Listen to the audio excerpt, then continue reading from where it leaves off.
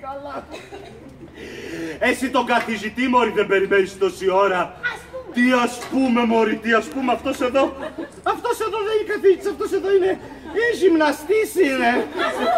Έλα τώρα θα μου πεις εσύ τι σε λέει, και αγάπη του σε λέει. Αυτός αγάπη μου είναι... Ο γιος του Άλτο είναι. Ο γιος, μωρή βρωμιάρα, δεν τρέπεται λιγάκι και με το γιο τάχει και με τον πατέρα τάχει. Μόνο με το γιο λέει, μόνο με το... Και ο πατέρας, τι είναι ο πατέρας, Ο πατέρας ήταν κάτι το πλατωνικό. Πλατωνικό, ήμαθε και το πλατωνικό. Ενώ ο γιος, τι είναι ο γιος? Έλα αγάπη μου που δεν βλέπεις τώρα τι είναι ο γιος. Ο γιος είναι Θεός. Ο γιος είναι wow. Wow!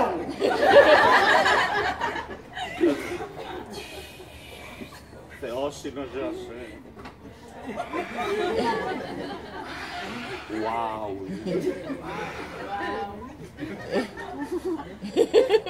Έχει ζά καημένε κόσμε! Έχει ζά γλυκιά ζωή! Έχετε για βρυσούλες, λόγιμουν αρακούλες. Έχετε για βρυσούλες και εσείς ουλιότοπούλες.